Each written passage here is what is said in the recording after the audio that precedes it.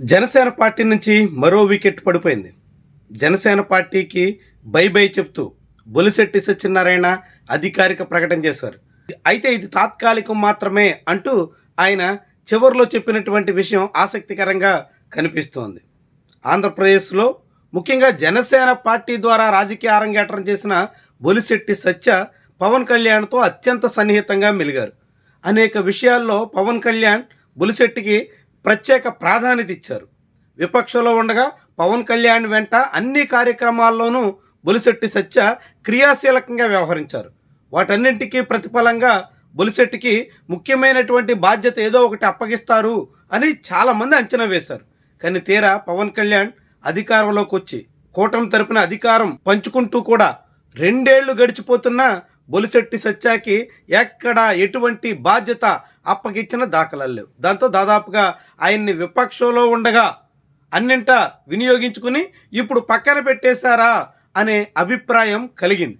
దానికి తగ్గట్టుగానే ఇటీవల బొలిశెట్టి సత్య తీవ్రమైనటువంటి ఆగ్రహావేశాలని ప్రదర్శించారు. ముఖ్యంగా జనసేన పార్టీలో పార్టీ కోసం కష్టపడినటువంటి వాళ్ళకి పదవులు రాలేదు అంటూ తన అసహనాన్ని బయట పెట్టుకున్నారు. అందుకు కొనసాగింపుగా పార్టీ జనరల్ బాడీ మీటింగ్లో ఆయనకి ఎటువంటి ప్రాధాన్యత లేకపోవడం, కనీసం ఆహ్వానం కూడా లేకపోవడంతో ఆయన దాదాపుగా పార్టీకి గుడ్ బై చెప్పేస్తున్నట్టు ప్రకటన చేశారు. అయితే ఇది పూర్తిగా పర్యావరణ అవసరాల కోసం, పర్యావరణ సమస్యల మీద తాను పనిచేయడం కోసం తీసుకున్న నిర్ణయంగా బొలిశెట్టి సత్య చెప్తున్నటువంటి విషయం చాలా ఆసక్తికరంగా చూడాల్సి ఉంటుంది. జనసేన పార్టీ అధినేత ఎప్పుడు పిలిచినా, ఎప్పుడు ఏ బాధ్యత అప్పగించినా తాను నెరవేరుస్తాను అంటూ మళ్ళీ ఆయన తన రాజీనామాలో ప్రకటించారు. చాలా విశేషంగా చూడాల్సి ఉంటుంది. నిజంగానే పర్యావరణ సమస్యల మీద పనిచేయడానికే అనుకుంటే విపక్షం నుంచి అధికారంలో రాగానే బొలిశెట్టి జనసేనకి దూరం అయి ఉండాల్సింది.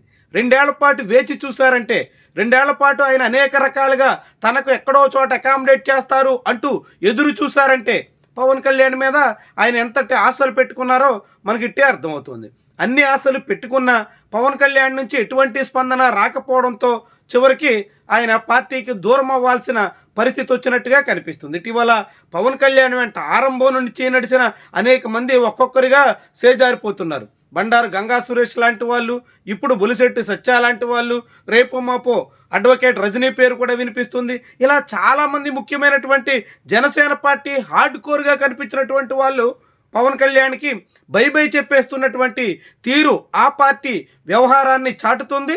రాజకీయంగా కీలక పరిణామంగా మారబోతుంది. ఒక ఆసక్తికరమైనటువంటి విషయంగా కూడా దీన్ని చూడాల్సి ఉంటుంది.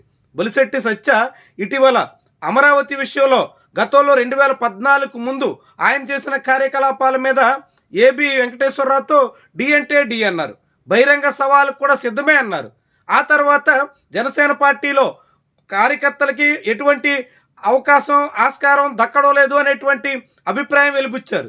తాజాగా పాయకరావుపేటలో వంగలపూడి అనిత అసెంబ్లీ నియోజకవర్గంలో పర్యావరణ నిబంధనలు ఉల్లంఘిస్తూ సాగుతున్న మైనింగ్ గురించి సోషల్ మీడియాలో పోస్టింగ్ చేశారు. ఇట్లా వరుసగా వివిధ సమస్యల మీద మాట్లాడుతున్నప్పటికీ ఆయన గురించి కనీసం పలకరించడం కానీ, ఆయనకి ఎక్కడో చిన్నదో పెద్దదో అకామిడేట్ చేయడం కానీ, కనీసం ఆయనకి ప్రాధాన్యత ఇచ్చే ప్రయత్నం చేస్తాం అనే హామీ కానీ ఎటువంటిది కూడా జనసేన పార్టీ అధిష్టానం నుంచి కనిపించలేదు. కనీసంగా కూడా ఆయన్ని ఖాతరు చేసినట్టుగా కూడా వినిపించలేదు. దీంతో ఇక బొలిశెట్టి జనసేనలో కొనసాగడం తన వల్ల కాదు అని నిర్ణయించుకున్నట్టుగా కనిపిస్తుంది.